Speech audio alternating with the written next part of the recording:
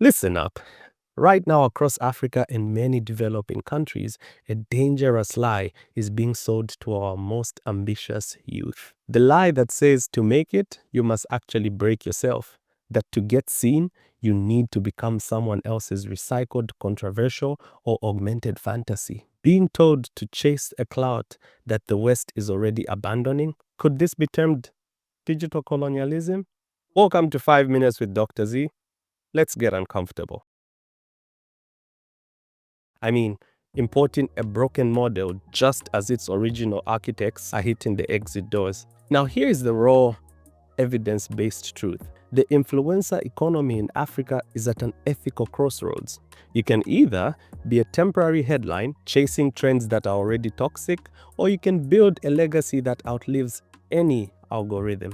The choice is between being a trend chaser or a value architect. The data proves that one path surely leads to a dead end. Let's break down the traps being laid for African creators. Trap 1. The cancelled culture import. While Western influencers are facing consequences for their scandals, some here think it's a smart strategy. Let's play some mental math. The African case studies are evident. An influencer in South Africa tapped into a viral trend promoting unverified Russian jobs, only to face a massive backlash linked to serious human trafficking concerns. Being forced into a public apology in 2025, that's not clout, that's a crisis. Their brand wasn't strengthened, it was branded with irresponsibility. This is the reality. Bad PR can still be bad. One wrong move can take you from viral to vanished because brands panic and audiences remember. It's true, the internet never forgets. Now, trap 2, the aesthetic machine.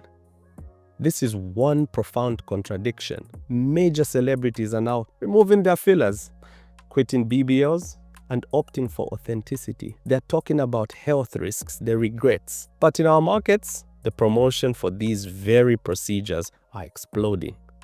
The global augmentation market is booming, driven by social media, and our feeds, they're now the new frontline. So we have painful asymmetry. The West is pushing the natural look, while our rising stars are being sold the very procedures that the West is rejecting. Make it make sense. Ask yourself, why are we being sold a fantasy that's already being proven empty elsewhere? This isn't trend setting. This is buying someone else's expired aesthetic debt. So what's the alternative? How do you build a real unshakable influence that brands will fight for and your community will trust? The answer?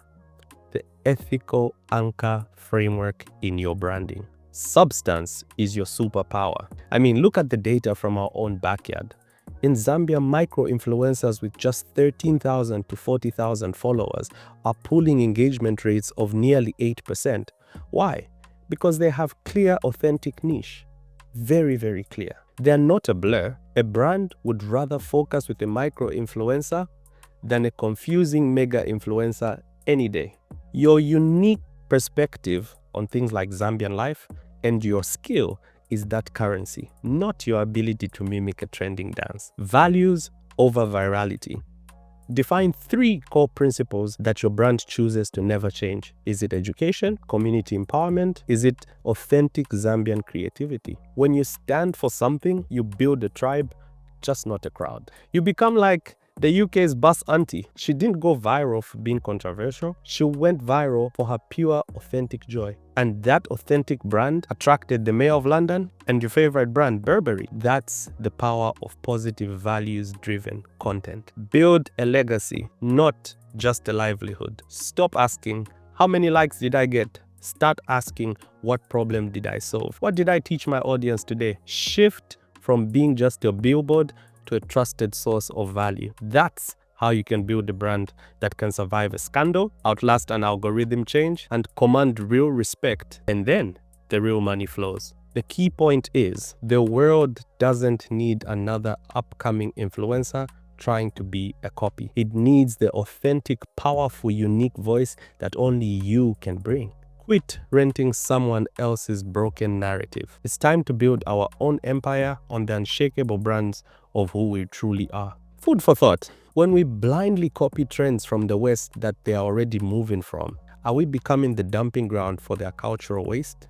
Is the real cancel culture the one that cancels our own authentic African identity to please an algorithm?